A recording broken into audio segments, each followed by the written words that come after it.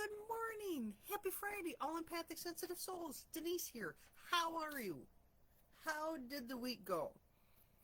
For last week being a short week, it was a very long week. And this week being a long week was a relatively, seemed to be fast paced short week. On Monday, I drew the rescue card. Did you rescue yourself this week? Did you rescue others this week? Are you waiting to be rescued?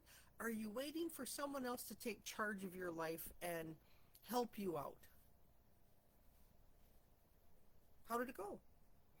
My work week was, it, it's really strange. We should be really super busy, but we're starting to streamline things again.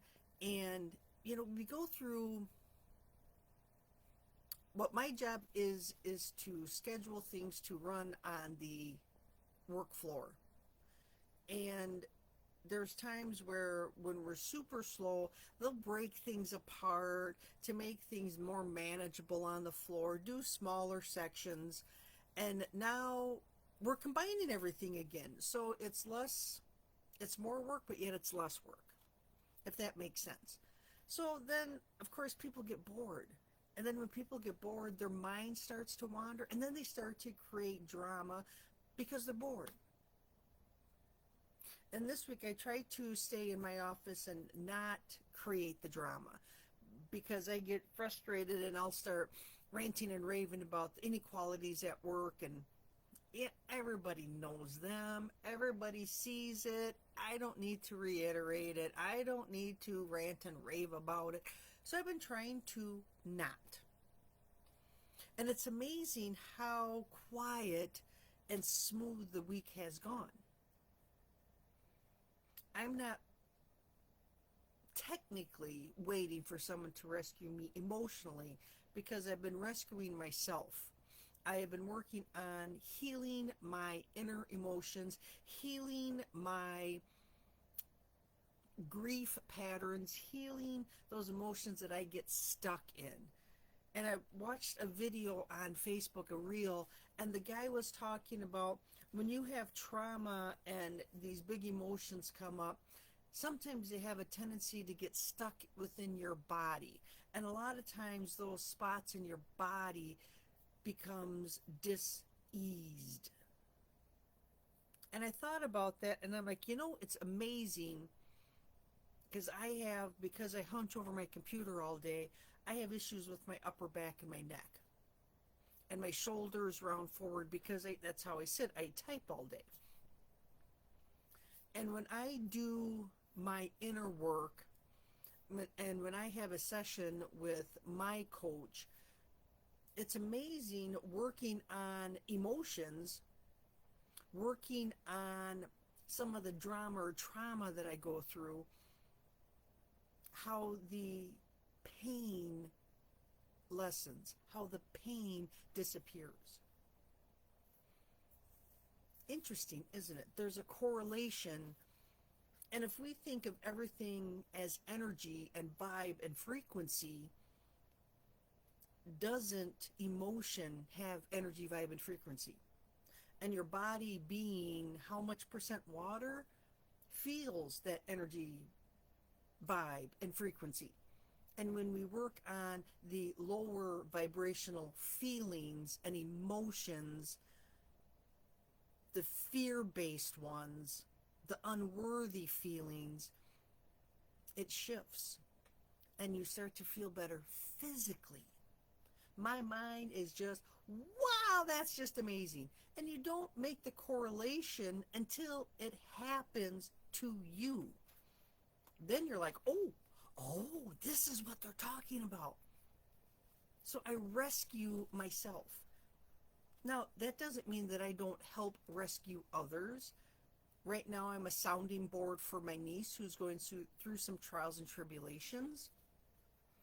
And there's nothing wrong with having an emotional support person in your life. If you need an emotional support person, that's what I love to do. I love to help people. I love to help people get on the path that they want to be on. to go through those traumas and the dramas and those low vibrational feelings and feel better. Move that pain, shift the perspective, look at things from a different way, and oh, my energy surrounding this thought pattern is shifting and changing, and therefore it's shifting and changing the vibration around it, which then the vibration wobbles out and it hits everything connected to this. And a lot of times people, especially if you have trauma with a certain person, they react to your healing, even though they don't know what you're doing or what you're healing, but they react to it. It is fascinating when you start going through it. The cards don't lie. I find working with the cards and using the cards, a lot of times it's funny. I did a ancestral pattern of card draw. There were like 13 cards in it. Do I do this often? No, because it's a lot of work having the 13 cards pop out. And the last card of the draw was, what do your ancestors need you to know, need you to work on, want to bring to the forefront of your mind? And the card that flipped out was, clean your house. Now, that was a direct hint from my dad, because he was always one that, did you get your dishes done yet? I'm still sitting at the table eating. No, my dishes aren't done. Dad liked to use humor. That's where I get it from, humor. We try to make things funny and laugh so we don't cry. And it's like, oh, Dad, that was so funny. Clean my house. Oh, ha, ha, ha, ha, ha. So the cards, to me, can be very humorous at times, but it always rings true. Every single card, not necessarily, but that's okay. The overall view of the cards is usually spot on.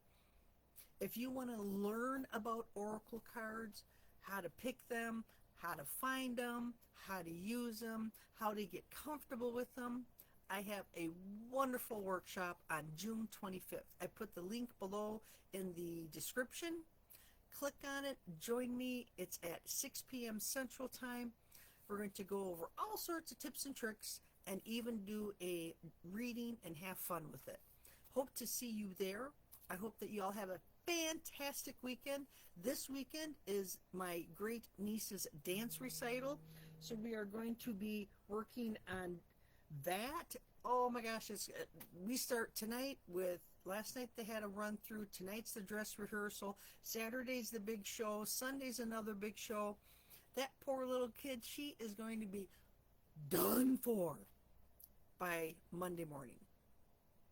But it's going to be a fabulous time. I am so looking forward to it. I hope that you all have a fantastic weekend. I will have another card draw on Monday morning, and we'll talk more to see what the universe has in store for us. Bye for now, everyone.